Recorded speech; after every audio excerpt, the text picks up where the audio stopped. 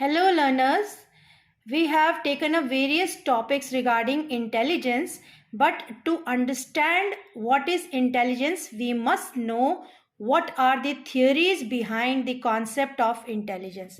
So, today we are going to take up a short review of what are the various theories put forth for intelligence. Therefore, we have various theories which the scientists, the psychologists have put forth. और इन सब सिद्धांतों को अगर हमें समझना है तो we have to divide it into two broad categories which are factorial theories and process oriented theories. Factorial theories जिसको हम कह सकते हैं कारकीय सिद्धांत, and the other one is प्रक्रिया प्रधान सिद्धांत.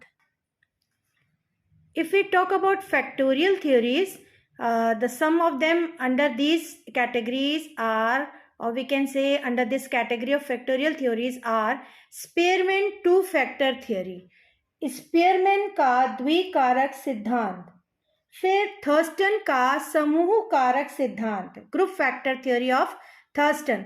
Then third one is multi factor theory, बहुकारक सिद्धांत, hierarchical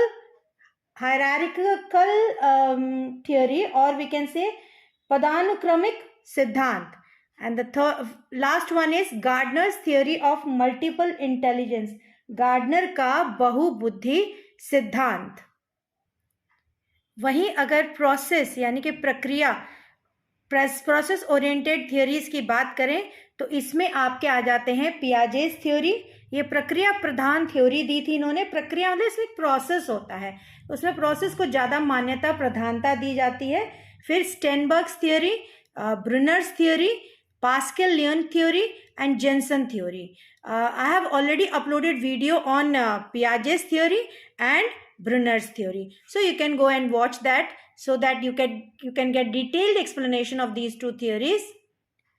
Now let us take them one by one in short. The first one is Spearman two-factor theory. I will surely upload videos on these theories individually in detail, but just now let us go through these in short. So Spearman's two-factor theory was given by Spearman in 1904.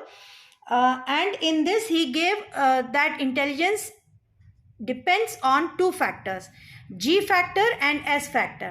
G factor you can say is the general factor and S is this specific factor. So specific factor means विशिष्ट and general means सामान्य कारक. So these two were given by Spearman. Spearman also called this G factor as mental factor or mental energy because it depends on the mental level, मानसिक ऊर्जा पर निर्भर होता है और जो अलग अलग व्यक्तियों में अलग अलग पाई जाती है because of the individual difference. So we can say that जो G कारक है, जो G फैक्टर है, वो किसी तरह के टीचिंग से या पढ़ाने से या ट्रेनिंग करने से या जो उसके पूर्व ज्ञान है या पूर्व अनुभव है, प्रीवियस एक्सपीरियंसेस हैं, उससे कोई प्रभाव नहीं पड़ता. It is free of these things जो अभी मैंने आपको बताए. वहीं जो स्पेसिफिक फैक्टर्स होते हैं वो मानसिक क्रियाओं पे डिपेंडेंट होते हैं और हर एक की मानसिक क्रिया अलग होती है, मेंटल लेवल अलग होता है. तो स्पेयरमैन ने इस कारक को एस कारक कहा है क्योंकि इसमें एक विशिष्टता होती है, एक स्पेसिफिसिटी होती है. एस कारक की तीन विशेषताएं यूजुअली देखी गई हैं कि एस कारक का जो नेचर होता है वो परिवर्तनशील होता है, मतलब चेंज होता है, मॉडिफाई होता रहता है, डिपेंड्स ऑन द पर्सन. और ये डिपेंड करता है उसके एक्सपीरियंसेस से, उसकी ट्रेनिंग से. तो both these things are different और लेकिन दोनों ही ज़रूरी होते हैं इंटेलिजेंस को एक्सप्लेन करने के लिए, इस बुद्धि की व्याख्या करने के लिए. नेक्स्ट है आपका थर्स्टन ग्रुप फैक्टर थ्योरी, यानी कि थर्स्टन के समूह कारक सिद्धांत जो 1938 में दिए गए थे. And it was based on the facts collected through factor analysis, यानी कि कारक विश्लेषण के अंत में जो हमको तथ्य मिले थे, जो फैक्ट मिले थे, उसी के आधार पर यह थ्योरी ये बनाई गई है.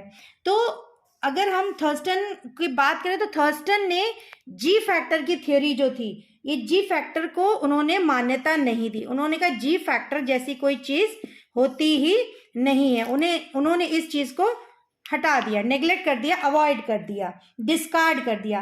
ही said that there are various factors, various small elements that determine intelligence.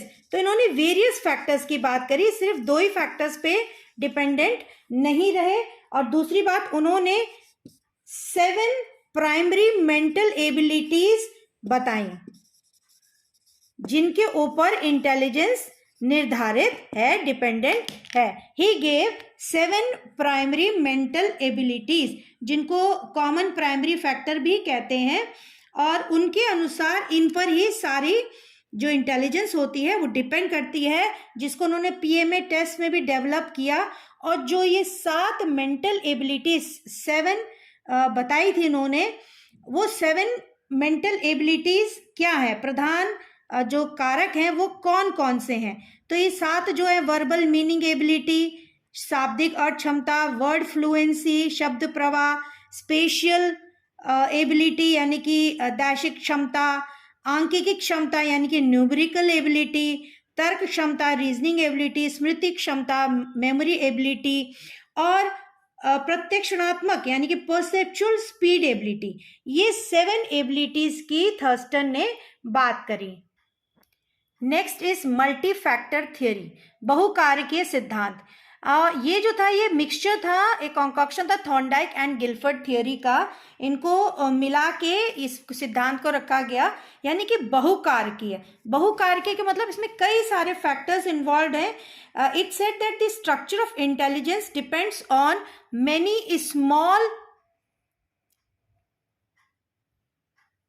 many small elements. So in these things the intelligence depends, and these small elements come under the multi-factor theory. Each element represents a specific mental ability. तो हर जो element है, हर जो तत्व है, वो एक specific mental ability को दर्शाता है। ईच एलिमेंट की बात करें तो स्पेसिफिक एबिलिटी को, विशिष्ट क्षमताओं को दर्शाता है। Next one is Gilford 3 dimensional theory, 3 आयामी सिद्धांत था, जिसको उन्होंने 3 में डिवाइड किया था गिलफर्ड ने, operation, content and products. Operation यानी कि संक्रिया, विषय वस्तु व उत्पादन। यह आपका हो गया संक्रिया, विषय वस्तु यानी कि कंटेंट क्या है, वह उत्पाद, प्रोडक्ट क्या है, लास्ट में क्या प्रोडक्ट बन रहा है, उत्पादन क्या हो रहा है। तो ये इसके बारे में गिलफोर्ड ने दिया था 3 डायमेंशनल। इसके बारे में एक डिटेल वीडियो में डालूंगी। तो उन्होंने बुद्धि के सभी तत्वों को, all the elements were categorised in these 3, you can say the dimensions. In these 3 dimensions all the elements of intelligence were brought together. So next one is hierarchical theory, पदानुक्रमिक सिद्धांत। इस थ्योरी में आप ये कह सकते हैं कि स्पेयरमैन का और थर्स्टन का, दोनों की थ्योरी को कंबाइन करके इस थ्योरी को रखा गया है। और इस सिद्धांत को रखने वाले, हायरार्की को फॉलो करने वाले जो मनोवैज्ञानिक हैं, जो साइकोलॉजिस्ट हैं, वो बर्ट हैं, वर्नन है, हम्फ्री हैं, केटल हैं। इन लोगों ने इसके बारे में बात रखी। उनका कहना था कि जो हायरार्किकल थ्योरी दी जा रही है उसमें इंटेलिजेंस को एक पिरामिड के तौर पे देखा गया है। दिस इज द पिरामिड, इस पिरामिड के तौर पे देखा गया है। और पिरामिड का जो टॉप पोर्शन है वो जी फैक्टर को दिया गया है, which was given by Spearman. और उसके बाद नीचे आपके वर्बल आते हैं, प्रैक्टिकल आते हैं, नंबर्स आते हैं, स्पेशल इंफॉर्मेशन आती है। वो सारी चीज़ें इसके अंतर्गत आती हैं, जिनको हम डिटेल में अगेन मैं अपनी एक नया वीडियो लोड करूंगी, उसमें आप देख पाएंगे। तो यहाँ पे जैसे स्पेशल आ गया, यहाँ पे आपका वर्बल आ गया, इस तरह से अलग अलग फैक्टर्स होते हैं जो हायरार्की में अरेंज्ड होते हैं, तो इसको हायरार्किकल या पदानुक्रम सिद्धांत भी कहा जाता है। Next one is Gardner's theory of multiple intelligence, Gardner का बहुबुद्धि सिद्धांत। Gardner gave this theory in 1983 where he said that there are 7 types of intelligence. Intelligence is not singular but multiple, बहु होती है, मल्टीपल होती है, कई सारी होती है, सिंगल नहीं होती।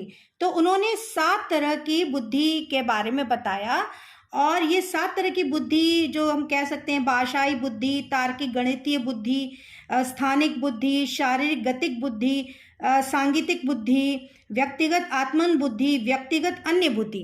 That means these are 7 types: linguistic, logical, mathematical, spatial, body kinesthetic, musical, personal, self intelligence, personal, others intelligence. So these are 7 types of intelligence he talked about. If we talk about process oriented theories, then the first one is Piaget's cognitive development, which I have already taken up separately in a video in detail. You can go through that video, and it was given in 1920s and later on modified in 1970, and he talked about various stages. उन्होंने अलग अलग चरणों की बात करी थी पियाजे ने, जिसमें सबसे पहले आता है सेंसरी मोटर स्टेज, ज्ञानात्मक क्रियात्मक अवस्था, प्राक प्रचलात्मक अवस्था, मूर्त प्रचलात्मक अवस्था, औपचारिक प्रचलात्मक अवस्था. These were the 4 stages he talked about, और ये आप मेरे वीडियो में पियाजे के देख सकते हैं. So these 4 stages were sensory motor, second one was pre-operational.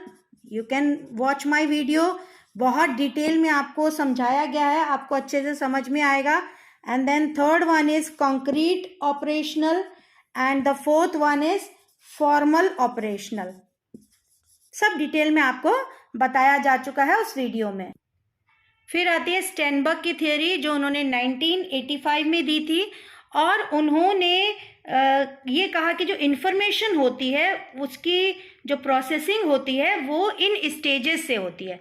In stages के बारे में बताया उन्होंने: encoding, inferring, mapping and application, and last one is response. यानी कि पहला है आपका एनकोडिंग.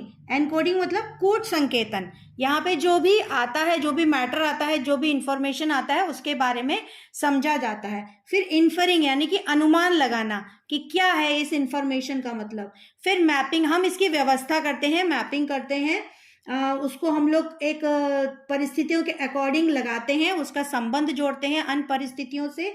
देन इज एप्लीकेशन, यानी कि उसका उपयोग, कि कैसे हम इसका वास्तविक तौर पे रियलिटी में उपयोग कर सकते हैं. And last one is response, अनुक्रिया. ये बिल्कुल लास्ट स्टेज है, यानी कि जो भी व्यक्ति के सामने कोई भी तरह की परिस्थिति है, सिचुएशन है, वो किस तरह से उसको ओवरकम करता है. तो ये स्टेनबर्ग ने 1985 में थियोरी दी थी. प्रोसेस ओरिएंटेड थ्योरी कैटेगरी में एक और थ्योरी आती है, ब्रूनर्स थ्योरी. ये भी बहुत डिटेल में मैं वीडियो अपलोड कर चुकी हूँ. Please watch that video and you will understand the whole theory in detail. I hope आपको आज समझ में आया होगा कि कौन कौन सी थ्योरीज हैं, और शॉर्ट में हमने हर थ्योरी को डिस्कस किया. And I will take up separately in a separate video each of the theories in detail. So keep on watching my channel and do like, share and subscribe it. Thank you for watching.